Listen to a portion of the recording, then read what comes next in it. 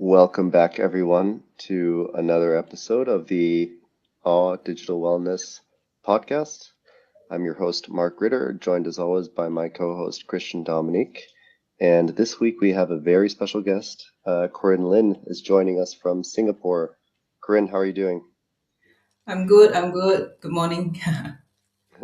Corinne has a really interesting background in psychotherapy. She manages the uh, Clary Psychotherapy Clinic. It's her own private practice, as well as being a care provider for MindFi, which is a startup that has gone through Y Combinator in 2021. Just have a really interesting, extensive career, Corinne, that I'd love to get into.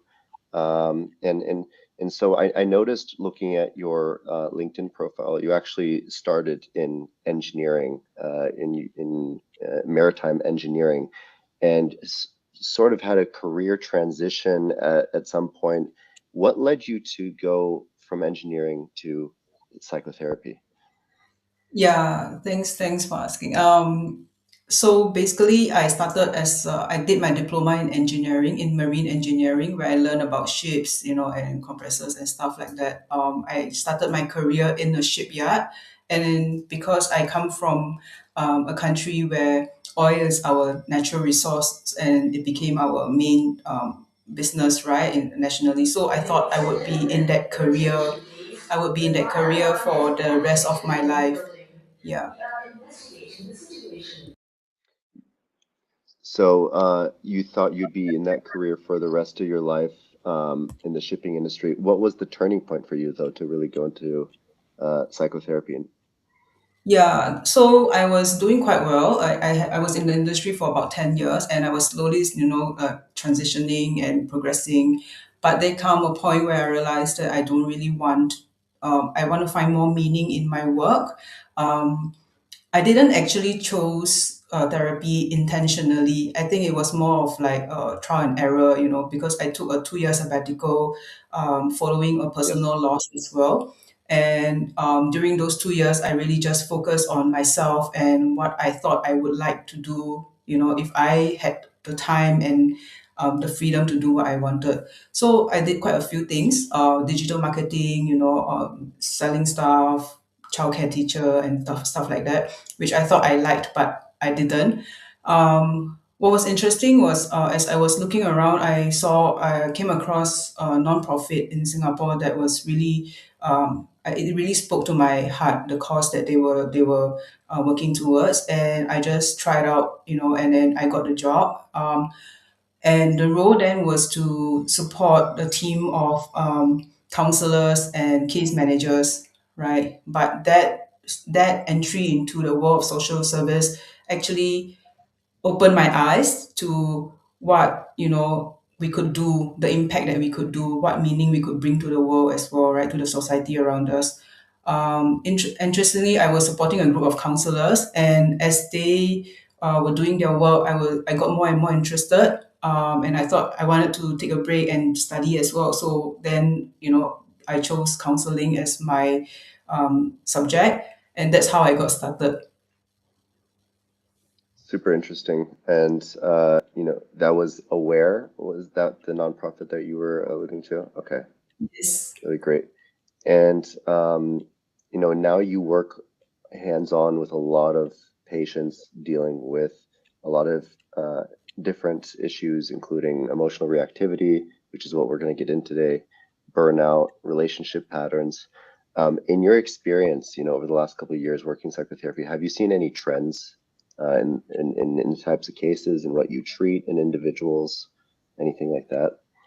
Yeah, so one thing that I realized and I noticed is the emotional detachment that we come across in clients, and this is something that only in sessions, after a few sessions or maybe in the first session, clients start to realize that, right, that, oh, actually I've been very high functioning, but I may not be that connected emotionally, and I didn't think that I needed to connect with myself emotionally, because I don't know about other countries, but in Asia, the culture is such that I think we are in a society where we've been taught to perform, to do well, to score.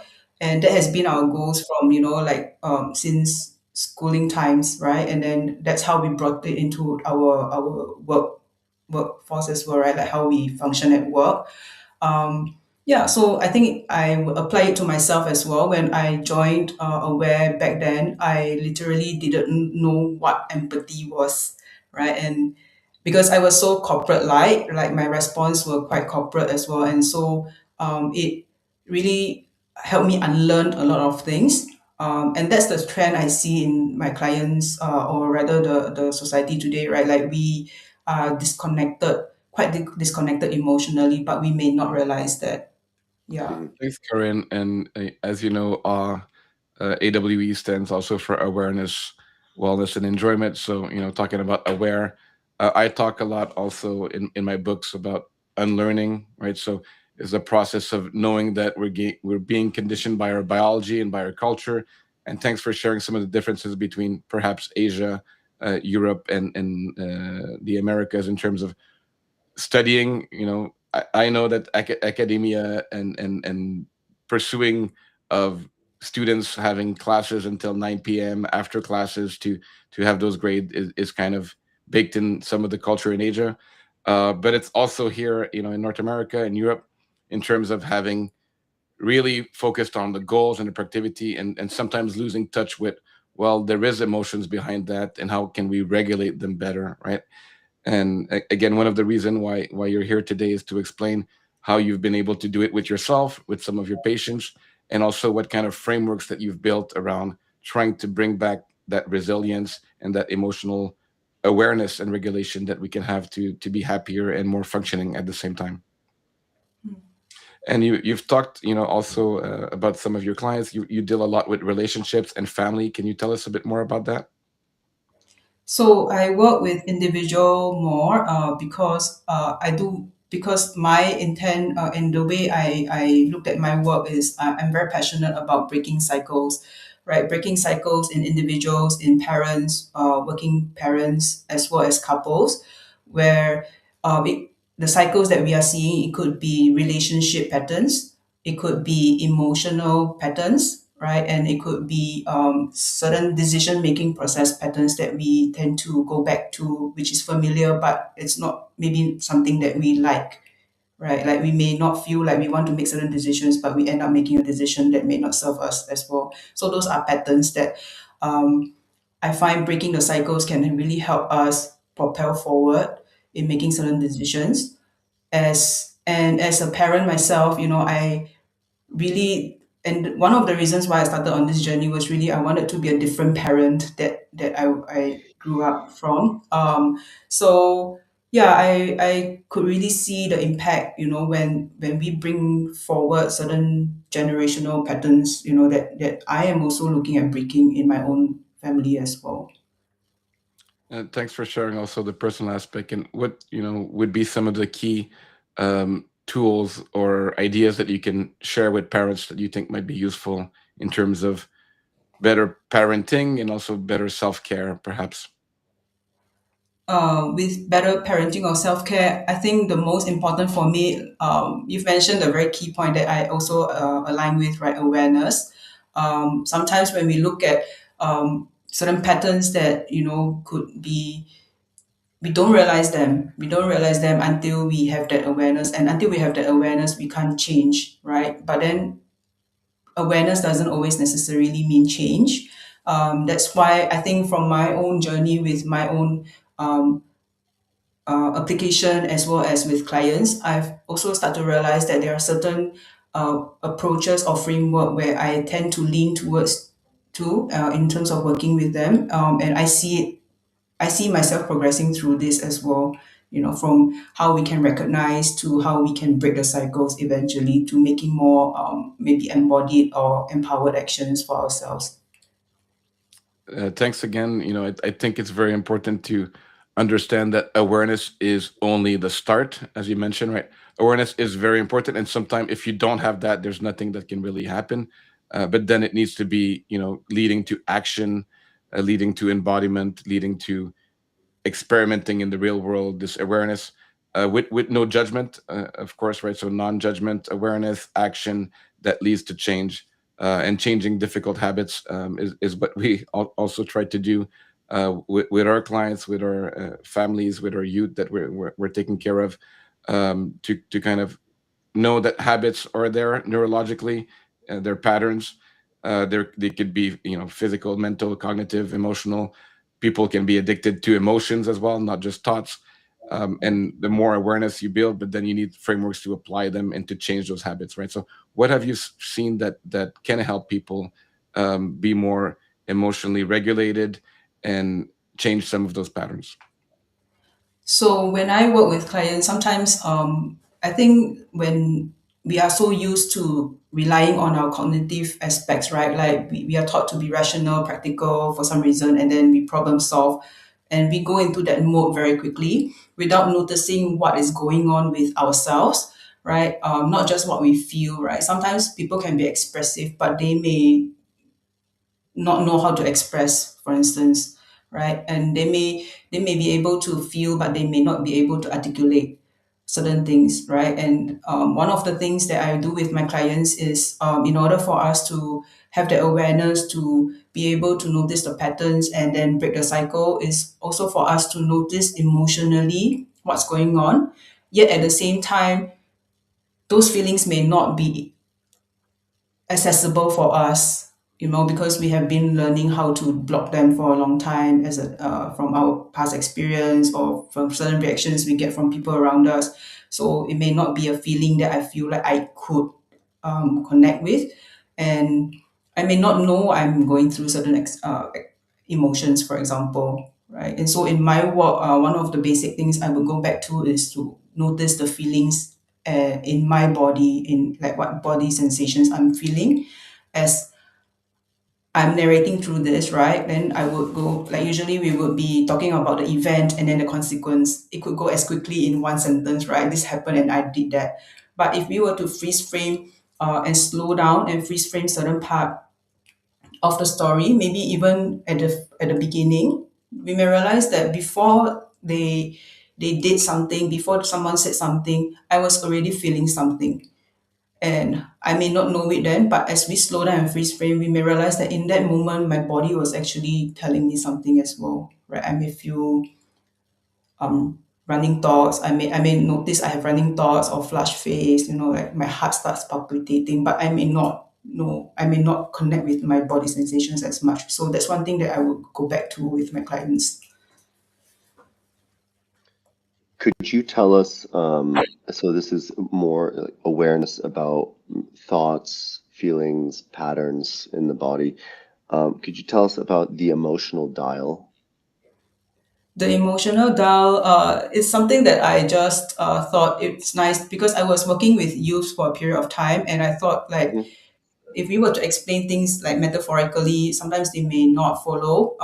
And also it's like an interesting concept, right? So I always remember the amplifier I have at home, when I was a little kid and we have the sound system. I'm sure we have it still today, but when we want to turn up the volume, we would dial up the volume, right? And I see it as like if 0 to 9 is 0 is silence and then 9 is amplified. How we tune into our emotion is also the same.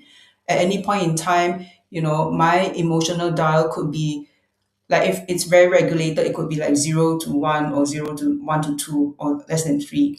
And as we go up, then I may notice, oh, I am at 4 or 5, then maybe 8 is when I'm reactive, right? So sometimes we are very quick, we very quickly go from 0 to 8 or like 3 to 8, right? And when I notice that if I use this application and I talk about this dial and I can remember this, I can notice in the moment when I'm at an 8, maybe it's like I've already reacted.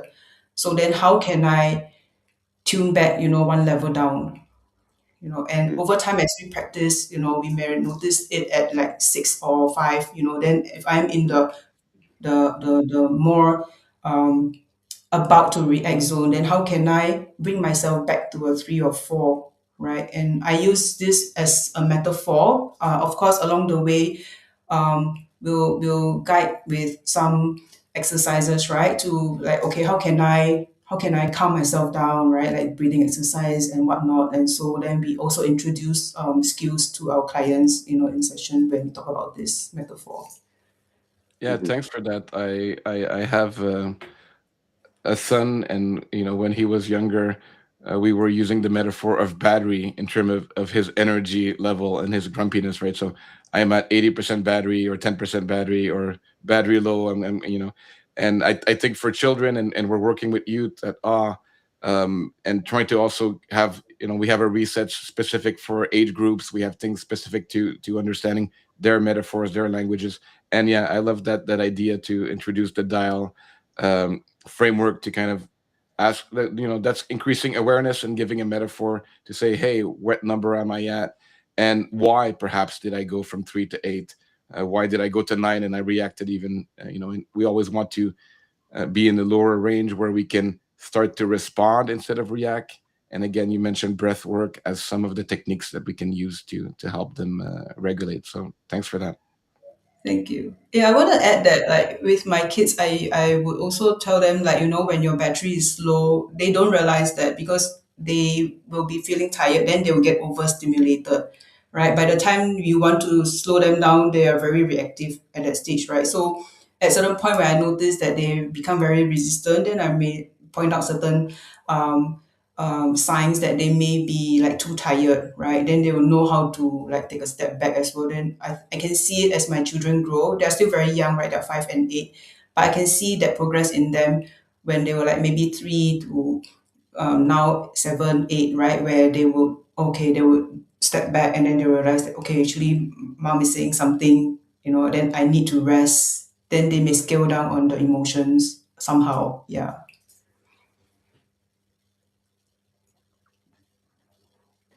I just realized I was muted. So why might there be a difference in what somebody perceives their dial to be and what it actually is? Why might there be a difference in the perception? Could you help me understand that a little bit more? Like Uh, how does one person's dial look different from the yeah, other? what causes it to be different, skewed differently? So I would say a lot of factors, right? Like from our upbringing, how we see conflicts, for example, right? Like some or discomfort. If we are not, let's say from the start, right? We are not allowed to feel any emotions, bad emotions per se, right? Like you cannot cry because you're like just because you're sad, or like you cannot express anger or whatnot. Then we may learn certain skill set that to cope with this, right? And then for somebody like, let's say, in our environment where we are working with very authoritative people of power, then we may also not be able to have that space to express our emotions, right? And so, and plus life experience and what we've been through, our life experience as well, where then when we come together, each person's dial could be different. How fast they get tuned up or how fast they can tune down also depends on individual. So there's no specific dial like, oh, if you're at 1, then you will behave a certain way, because it's different for everybody. But what's important is for us to understand what my dial is, right? In what Hmm. situation I feel like I'm like at a 1, right? And if I were to break down that situation, maybe I go from 1 to 8 pretty quickly. But if I were to do a pause and sort of look into like, okay, what was happening when I was at an 8 or 7, or when I was going up, right, from 3 to 4 or 4 to 5, what was happening for me internally, what was the thought that I have, what was the feelings I was feeling, what was I noticing in my body in that moment, so that I can tune into myself. Hmm. So perhaps a transition to maybe you could tell us a little bit more about Rise Plus and what Rise Plus is. Yeah, thanks for sharing. So for me, I noticed that these are the common um, things that I'm seeing overlapping life aspects that I do see in my work with my clients. So RISE basically stands for relational. It's dual layer, right? So the first layer is when clients come in, what clients come in for. So sometimes it could be for relational issues. Um, So RISE stands for relational, insights, somatic, emotions, plus could be the other aspects of life, it could be financial, it could be parenting, even spirituality as well, right? But the main ones I'm seeing a lot is the relational, the insights, the somatic part, and the emotional part. And that's the first layer. And when clients come in for sessions, mostly we would see, like, sometimes it is there are relational issues, right? It could be relationship issues with others, like maybe family or at work, right? And then most clients that I don't know, but I would say I do see a trend in, like, clients who are very highly cognitive, right, highly functional and rational, right, and they know the solution, but they can't really action on what they wanted. There's like a misalignment somewhere, right? And that's where we would tap into the emotions and the body sensations that I shared about earlier, just to connect with ourselves a little bit better. And at the end of the day, I feel like it routes back to relation, because it always goes back to our relationship with ourselves, and how we do the healing is also very relational. Because we can be unpacking all this, we can be processing all this, but at the end of the day, how we see shifts is how we see it in our relationships eventually. So that's the first layer. The second layer is more about how we integrate the healing as a framework, as part of like a working framework. Um, from a therapist point of view, the first R for me would be to recognize the patterns, to help clients recognize the patterns, be it the relational or like the habits that we want to break, right? We have to know what we want to change first. Again, awareness doesn't always mean change. So then how, as a psychotherapist as well, I do go back to childhood a fair bit, right? Past memories a fair bit, just so that we can understand what brought us to our present. And sometimes in my practice, I do check in with clients where, clients may not want to go back to the past, right? So then we may not go towards that area, right? And then we may be a bit more forward looking. But the idea of understanding our past is so that we can integrate certain stories, old stories, right, with um, the more informed ones, right, where we want to, like, how can we integrate them? Because the stories that we've been telling ourselves somehow also informs us of our beliefs, right, our identity as well. And if we don't update those systems, then we would feel like we are that person, right? We will have certain labels that we still carry, and unless we update them, we may not be able to update Hmm. what's coming next for us. And after we've integrated them, we've recognized them, we've integrated them, then we learn to soothe our system, because what I felt back then that was helpful for me to maybe adapt, to survive, to grow, right, to deal with the situation. But I no longer am in that situation now. So how can I soothe my system, and we constantly go back to recognizing what we are feeling inside, right, as well, and what we are feeling, um, to connect with ourselves better, to eventually being able to make embodied actions, right? And actions that we feel like we used to not be able to decide on certain things. And I can share an example, right? But for instance, when way back, right, I see myself as like someone who needed a lot of external validation. And it became a practice, and it became my identity, where, if I have to go buy a dress, right, I had two colors to choose from. And even though I know a preferred color that I wanted, I would still ask for opinions. And I would go with the opinion, because a part of me had already learned to let go of those um, autonomy, right? And through the journey, eventually, then we recognize that, how I integrate my story and how I learn to soothe my system. Maybe the next time, after the work, right, I go shopping and I see a dress, I may feel very uncomfortable in making decision for myself, right? But I would still choose it. I may not necessarily wear them, right? Because I may judge my own decision as well. And I felt like I've made bad decision on that, but I would still choose that dress, just to show my system that I can make my own decisions. And eventually, over time, today it's making a purchase, right? Of like what color of dress I buy. Tomorrow, it could be a career decision I'm making for myself. So I think we practice in one area, it would seep into other areas of our lives as well. And it's in a way building confidence, right? And we're not talking about arrogance or disregard for other people's opinion or preferences, but it's also to have a bit more confidence and agency, right?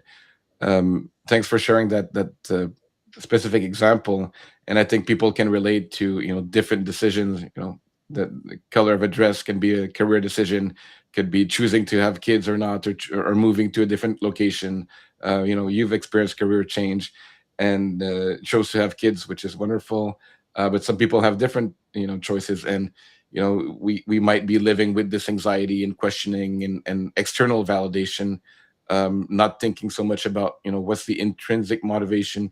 And I love the fact about integrating, so the I in rise, so the integration of the actual past experience, in terms of, yes, some people don't need, and that's kind of a critique sometimes of psychotherapy, is that why am I going to spend hours talking about my past, right?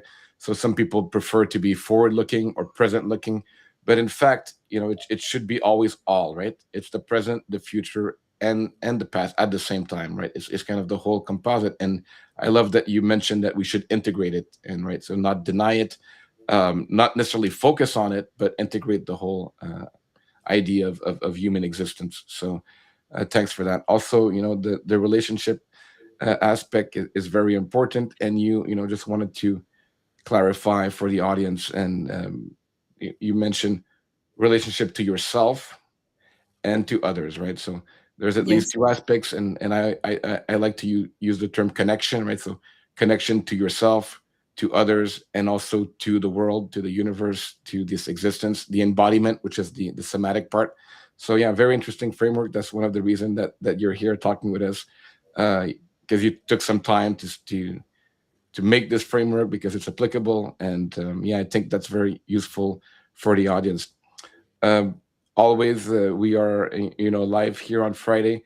If the audience has some question for Karine, Mark, or myself about this or a related topic, you can always take the time to drop on the chat questions or comments. And Mark, any other thoughts on the framework so far?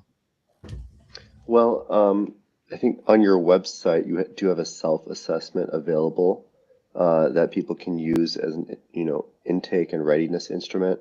Um, what are like some of the questions or domains that most reveal something about people that they perhaps didn't know about themselves? So I would say some of the questions would be how I see myself, right? Like questions that reflect like what I see of myself and how actually I am giving the power away, and helps them to recognize where are the areas of my life where I feel like I am not able to um, um, embody certain actions or decisions for myself, right? And the idea of the assessment is not to pinpoint where what we are lacking, because a lot of the times the issues that we experience are quite overlapping, right? So if we were to understand and find out the root of the issue, then once we resolve that, we can see it impacting the other areas of our lives. So it could be relational issue today, but as we go into sessions and all that, we may realize that the core issue is not just relationship with my husband, but it's also a relationship with myself, how I see myself, right? And that also trickles into like how I think about relationship, how I think about um, partnership, and maybe I can also feel like I don't want to connect, right? And so it trickles into other areas of our lives as well. It's not to diagnose, it's not to say where we are lacking, but to really identify patterns. That's great. And the idea that psychology as a field can go less to the typical diagnosis, DSM-5, ICD-11, and try to look at patterns and strengths is very relevant. I was talking to other psychologists earlier this week, about some strengths based and assessments and confidence, and of finding areas in your life that you're good at, right? So it's really to say, everyone has different patterns and different experience and strengths, or things that they want to work on, and to be aware of that as a whole. Again, not just a point finger like you're going to therapy because something is wrong with you and you're deficient model. It's not the case. Everyone has amazing things that are happening in their life, that has happened in the past, and that are going to happen again in this continuum. And it's always probably more efficient to work on the strengths while acknowledging that some things are areas of improvement, in a non-judgmenting, non-diagnostic way, just to kind of see the whole person, the whole child, or the whole parent, or the whole worker, individual, and to give them those tools. So thanks for expressing the same views that we feel here at all. Yeah, I think I just want to also add that strength based approach is so important. Like it feels so basic, right? We're just giving affirmation and validation, and then we're seeing strengths. But um, for let's say an adult who probably grew up never hearing positive affirmations or strength based validation, and just hearing criticism, right? And this is the reason also why I'm so passionate about ACEs, right? Adverse childhood experiences, particularly emotional neglect, right? It's also because that we don't hear it enough, and then we hear the harsh voices in us, right? And then it becomes our narrative inside. So it became something that pushes us, but eventually we notice that it's not that sustainable. And I think it's so important for us to sometimes, again, it's optional for clients, right? But from my perspective as a therapist, we are talking about our history, not to pinpoint any flaws in anyone, or not to vilify any adult figures back then, but also to see how we can embrace that part of us. Sometimes we don't want to go back to that child, experience, because it was so painful.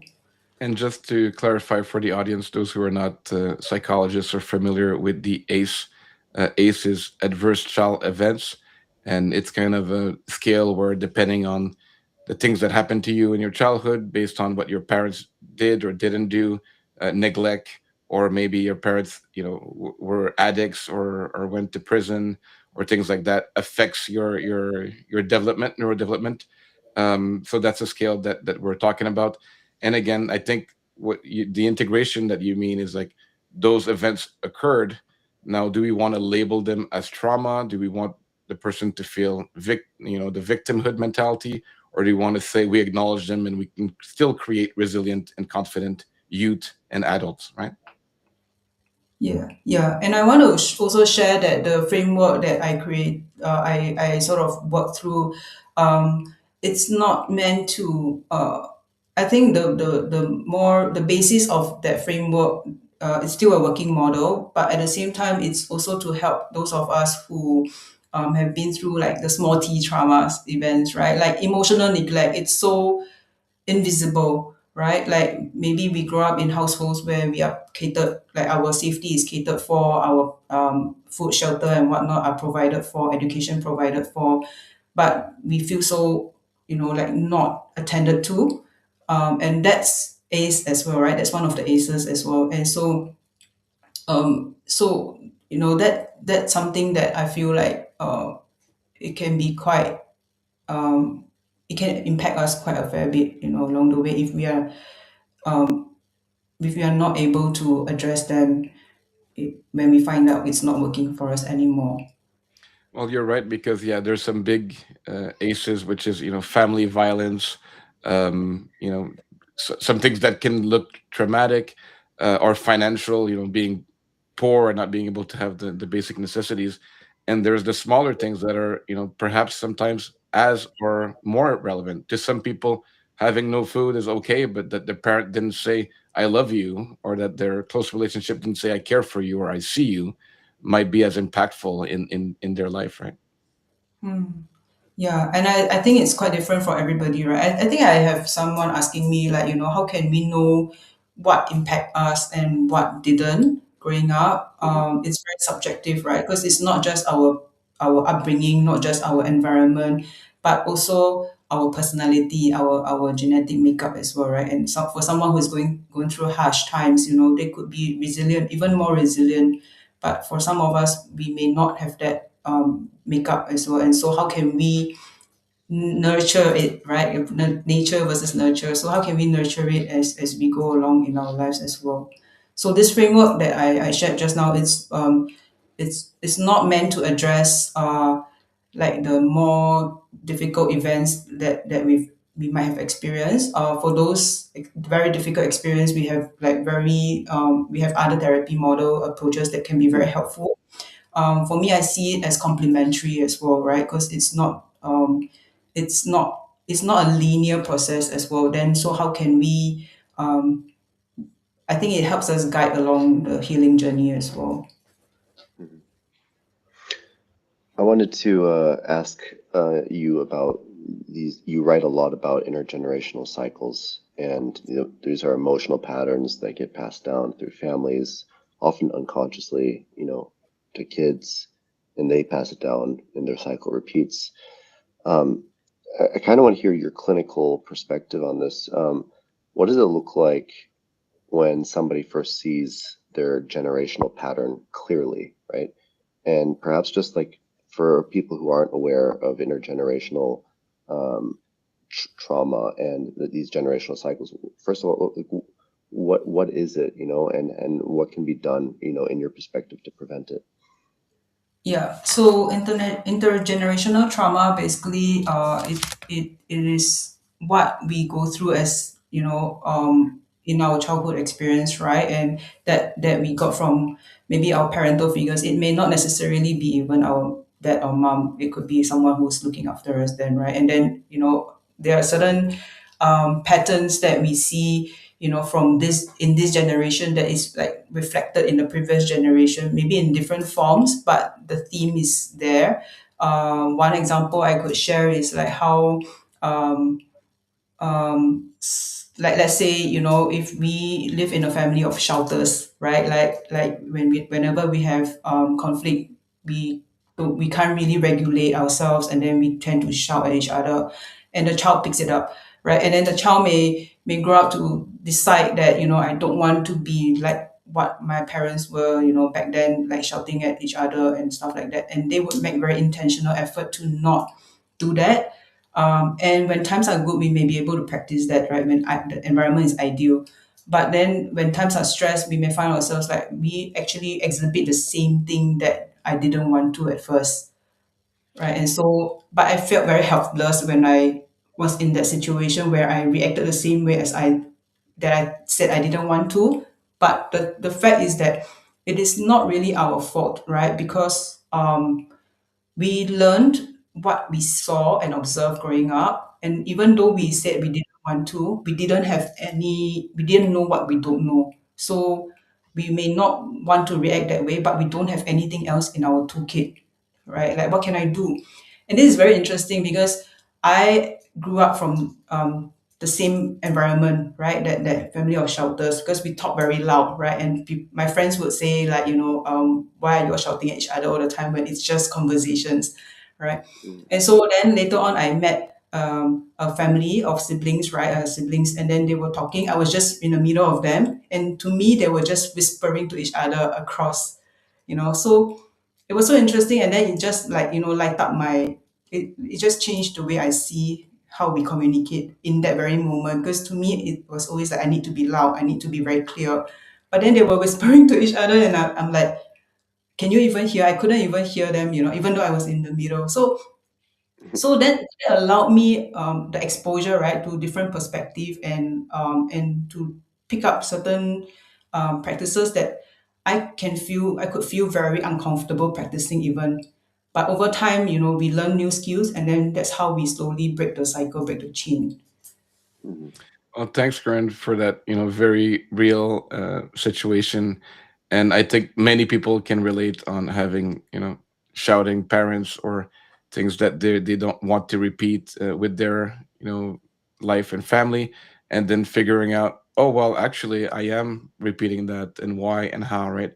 And again, it's not to put blame to the parents or to yourself.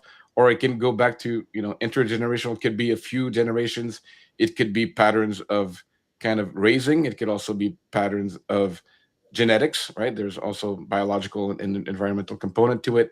We know that two or three even generations away, if the grandparents had trauma, then the genes are changed. There's some specific genes that we know that are more sensitive, so they'll have a bigger stress response. So they might be easier to get angry or to shout or to be violent because the grandparents experienced trauma, and that's, the somatic, the real biology that's there. Yet we know that we can train the emotions, the environment, like, using frameworks like you created to kind of encompass all this, right? There's another framework that we use here, the CCT model, that looks at universal, interpersonal, intergenerational, and intrapersonal as well. So similar framework that looks at some of those same things in a different way. And that intergenerational part, I think you explained it very well, is something that is there. You cannot deny that what you are today has been affected by your parenting and your great parents, right? So it is something that once you acknowledge with awareness, then you can start to integrate, right? And not blame. It's not to blame your parents that they did or didn't do that. It's to say this happened, right? No parents are perfect. We are both parents, and I'll guarantee you I'm not a perfect parent.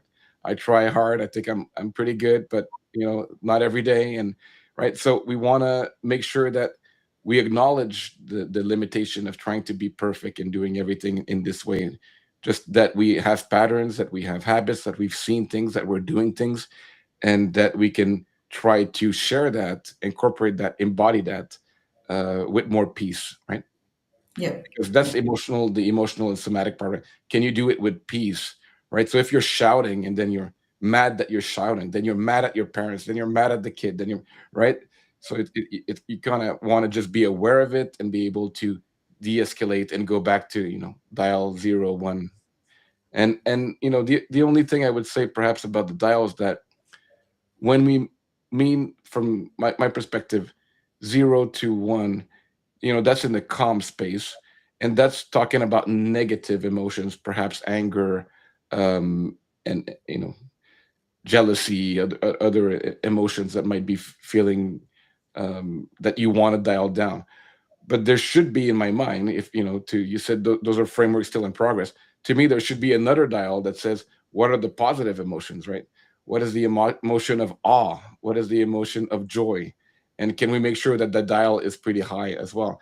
Actually, again, with my son, he had a calendar, and he was asking mom and dad every day to rate their happiness level out of scale of 1 to 10. So that was kind of his dial, but not of the negative emotion, of the positive ones. Yeah, so nice. So you can have two DAO, right? You can create your own family of like emotional DAOs. Exactly. Yeah, interesting. Yeah, so basically, I feel like these are just tools to help our clients understand a little bit better about themselves, right? And yeah, I feel like it's always an ongoing process, and to be able to see certain patterns for ourselves, um, and like you mentioned just now, how like we can have we may have jealousy, we may have awe, and to be honest, a lot of clients don't really want to experience negative emotions. But what we've also learned, being human, we experience a range of emotions, and these are just like signals to us, right? Like what I'm feeling in that moment is sending a message to me about what is important to me. So I could be happy because something aligns with me happened today, like I got what I want. And I could be angry because something was misaligned with me, and I felt something like I couldn't maybe express it, and then I felt angry at myself even, right? And these are all like data points for us, right? And how we connect with it is so important, right? We can never run away from those emotions. Yeah, I think that most psychologists and neuroscientists agree now that we can conceptualize emotion as information, right? So Mm. if we can first see it as information, my body, my brain, my mind, my experience is reacting, not responding properly, but reacting with some information, right? And if we can take that as information, not as an impetus to do and to act onto those, anger, jealousy, or whatever information that you're getting. Anger is saying that you see a boundary, for instance, right? You're angry, you don't want this to happen, or something happened that you don't want, right? Or yeah, so it can be you wanted something to happen, it didn't happen, or the opposite, right? And if you see this as information, not as something that's, you know yes, it can, you can have the sensation, you can, like you said, somatically notice that your body is changing, you have this emotions that are physically felt, sensations is your idea of it, and take that information in your body and saying, okay, what do I want to do now with this information, and respond adequately. Yeah, yeah, absolutely. So can we talk perhaps about the plus part of the rise, right? So what's the plus? What's interior? You mentioned could be finance, spirituality, maybe other things, and give us perhaps some example. I have actually a framework called equanimity plus. Equanimity is being looking exactly at information and not reacting.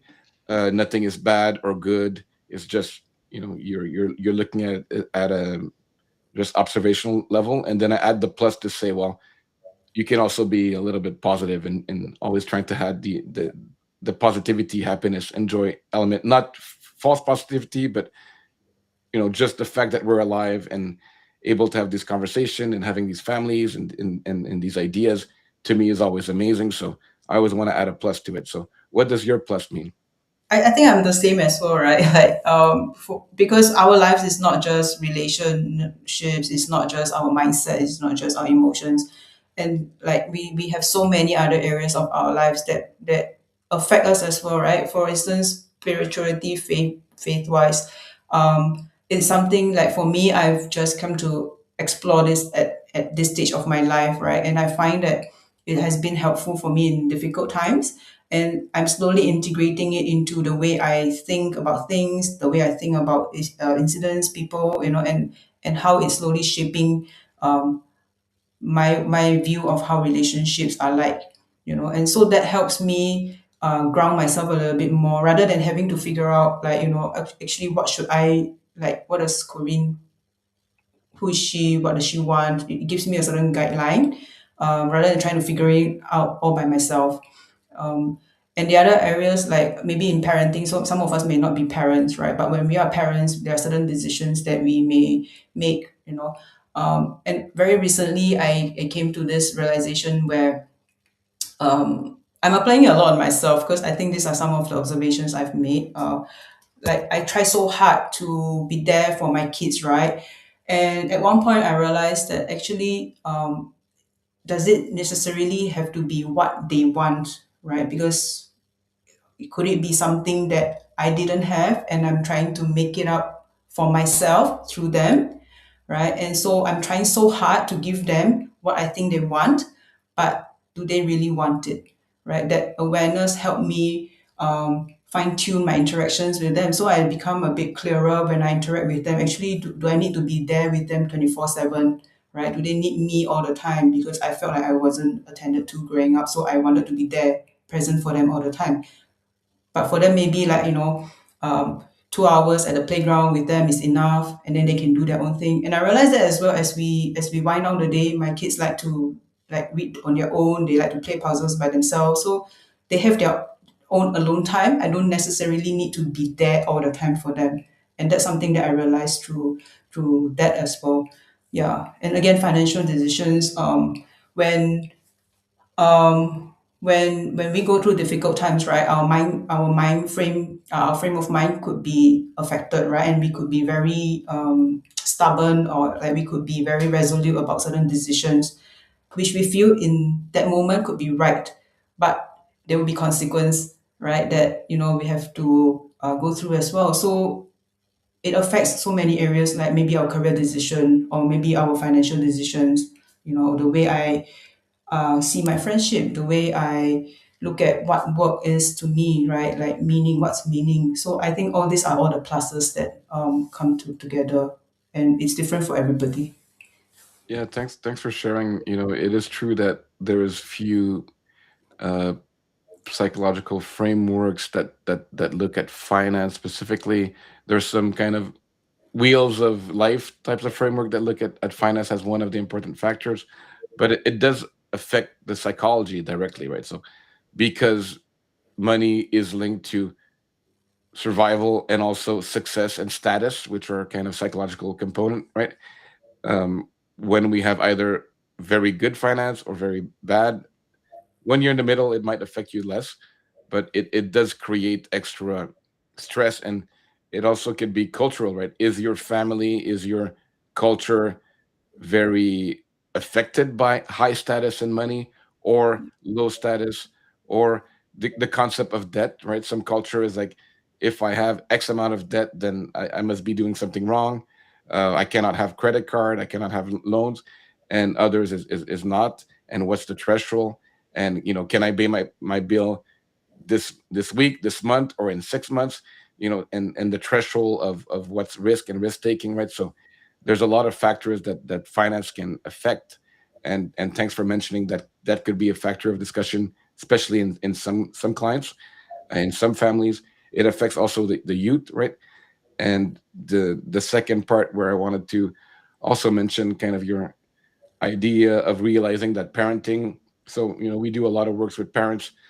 Just this weekend I was reading a book on neuroscience of parenting, and we're helping a lot of parents, not only children, but parenting is hard, right? So what your experience is pretty typical, and it's two things. One is you have your own biology as a mother that says, I want to take care of my kids and make them safe. And then you have the second, which is the cultural, which we talked about, which is my parents didn't give me enough attention. I want to overcompensate and give too much attention. And then you had the realization, which is, we would say the same thing. You want to have maybe up to 35% of the time of your children playing alone or playing with other children, right? You can't be the parent that's always there, always, because you will not let them grow, do, the neuroplasticity that they need to play and to discover and to be curious on their own, and to build their confidence that mom is not too far, mom takes care of me, I'll be able to eat once or twice a day, maybe three, and I can in the time go play on my own, right? So we had a great podcast. If you guys want to see the play therapy podcast that we have, talking about the necessity for play. And yeah, that's exactly what you notice, right? So let them play, and they'll be okay. And you realize why you are reacting, and wanting to be a little bit more that they needed. So thanks for sharing that experience and realization. Thank you. Play is so important. I think in our culture here, especially in Singapore, like we are so books focused. Like we are so focused on grades and all that, right? I think my child is in lower primary, like grade one, grade two, right? And already I'm feeling the pressure of like, oh, do I need to sign up for classes? Like additional classes for her, and I'm trying very, very hard to not do that. And making it like zero, because I want them to play, I want them to experience other things other than studying. Yeah, so important. Yeah, and I hope that they'll thank you for that later. And yeah, we know that giving that extra space of discovery, of failure, of bumping their head or coming back.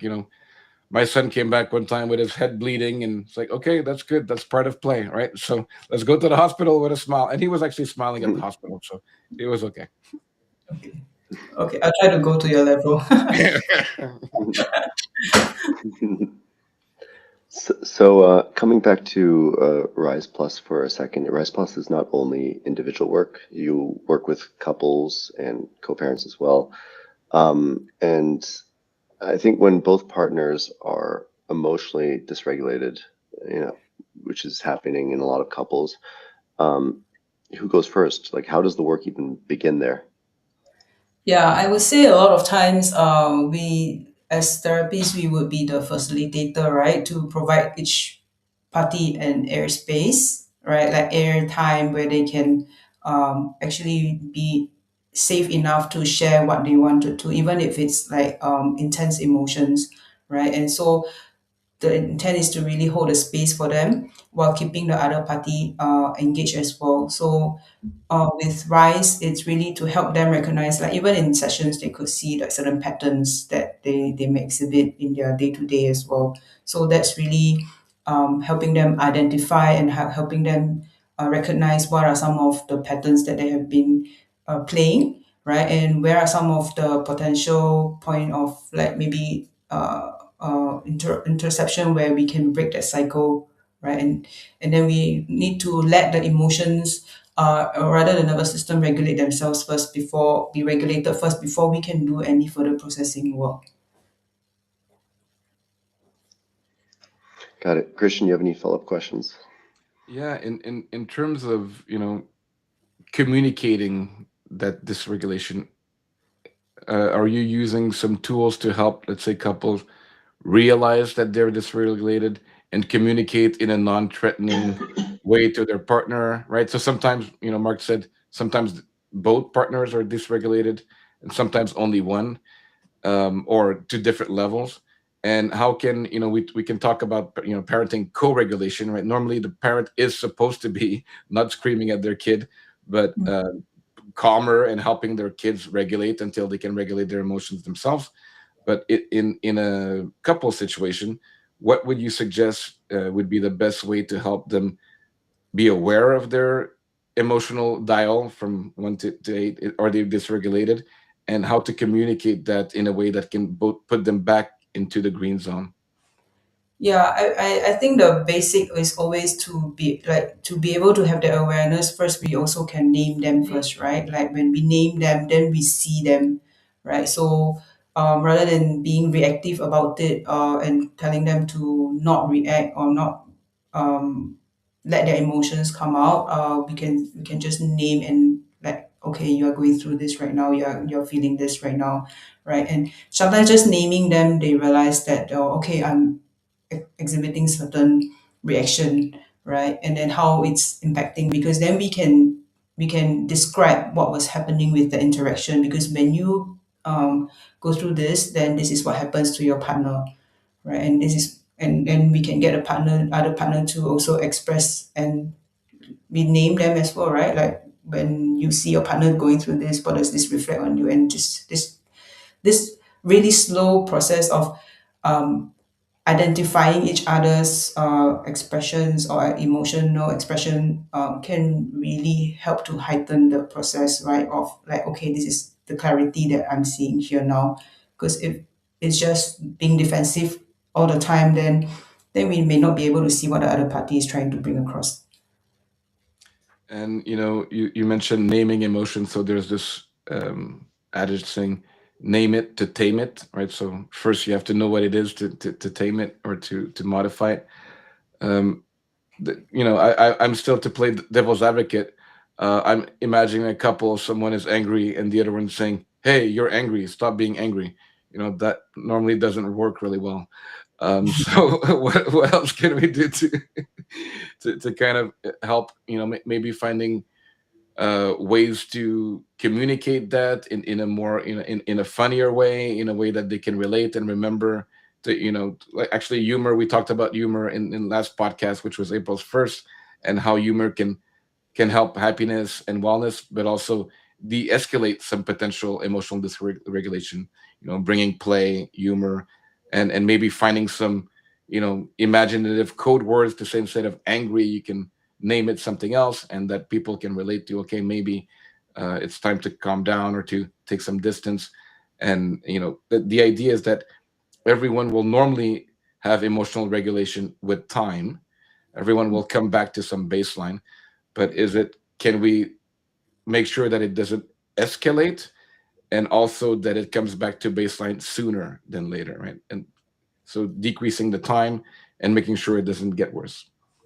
Yeah, yeah. And this is something that, I mean, depending on where we are in the sessions as well, right? If it's like the first session, of course, we will definitely have to de-escalate, because I don't know the clients well yet, right? And I don't know what patterns they might be exhibiting. So one of the result that we could do is to really give space to each other. Then we can like convene again after a few minutes, or like, maybe one of us take a walk outside or something like that.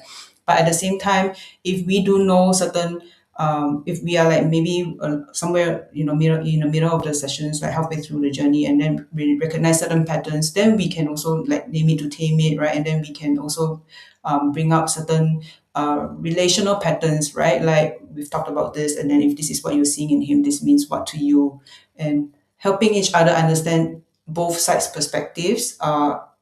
Yeah, plus along the way we also share like emotional regulational tools, right? And what you mentioned about that going up and then coming down faster, I share it a lot with my individual clients, where we notice this window of resilience, I call it, right? I think the usual term is window of tolerance, but I've learned it through this course where we talk about trauma of money, right? Where we can expand our window of resilience, and it gives us a lot more agency rather than say I tolerate.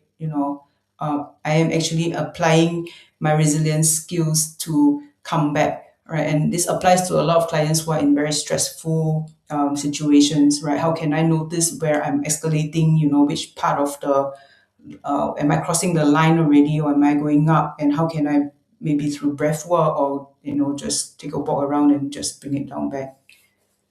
Yeah, thanks for the examples. And yeah, it can be different in the either in the session or as the couple evolves to help them. As you mentioned, first it can be go for a walk. But if that's always the case, and the time is long, going for a walk by itself is good. But if it's for the wrong reason, because you cannot deal with the thing at home, then it might be seen as avoidance, right? So you want to say that you can go for a walk, but also you can stay and have a good conversation as we get to know more about these emotions. And we have the tools like breath work. We do have an extensive now collection of breath work, neuroscience regulation for emotional regulation in our digital reset at all. So we have a Patreon, and we can, you can book a free reset from our website to try to have those, immediate tool that you can use 24/7, that you can do on your own, or with your partner, actually, or with your family, or with your organization. And, we believe that emotional regulation is the base, right, of nothing. We all know in neuroscience that the prefrontal cortex is, so that your decision making is not good when you're dysregulated.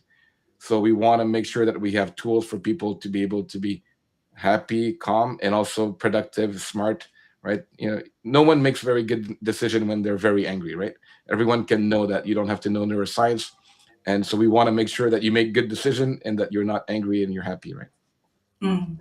Yeah, the other thing I share with my clients who when they are not fighting, and they are having good meal, and they are talking about life and stuff, right?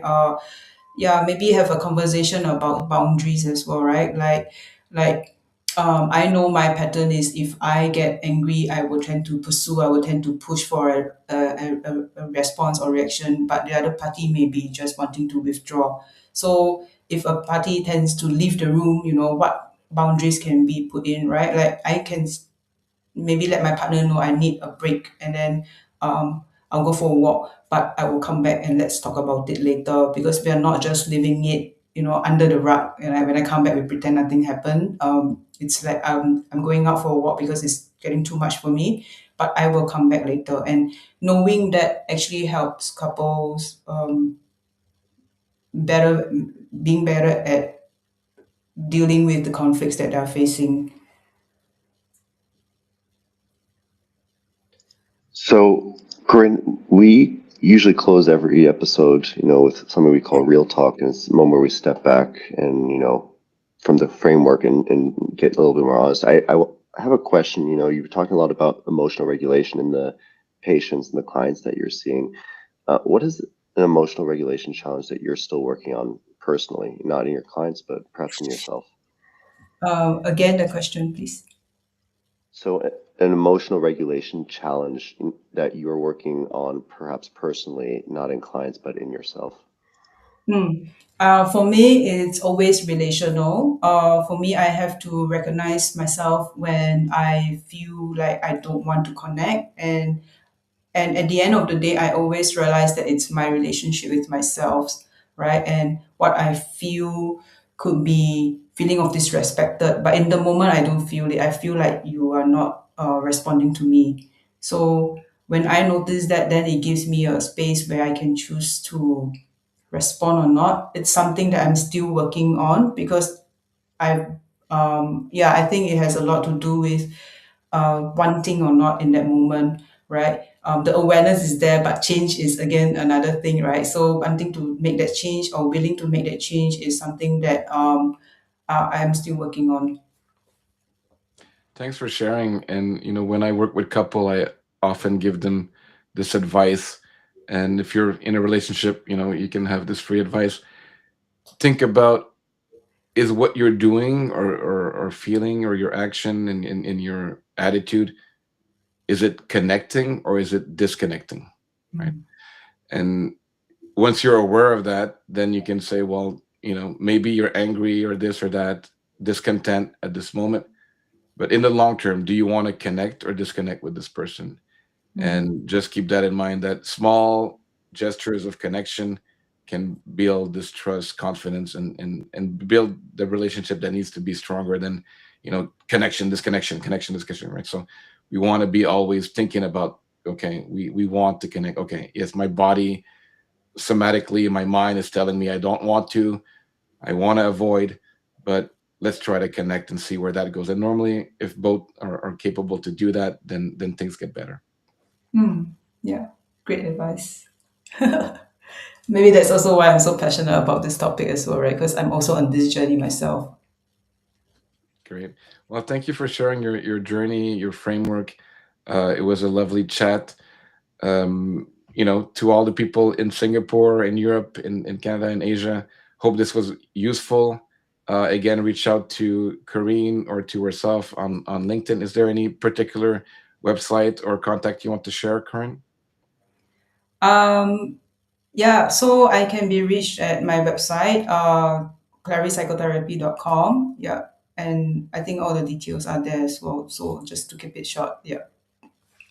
Thank you. And yeah, at now we have two websites. So it's awedigitalwellness.com and awewellness.org, where we help families, couples, parents, schools, clinics all over the world, including Singapore. So thanks again for being there. Next week, we're having also a special guest.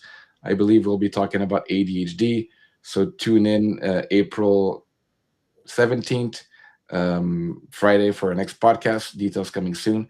Thanks again for taking the call a bit late in Singapore as well. We appreciate that, Corinne, and we wish you an amazing weekend. No, no, no. Thank you. It's been a pleasure. Talk All right. soon. Bye bye. Thanks, Bye. everyone.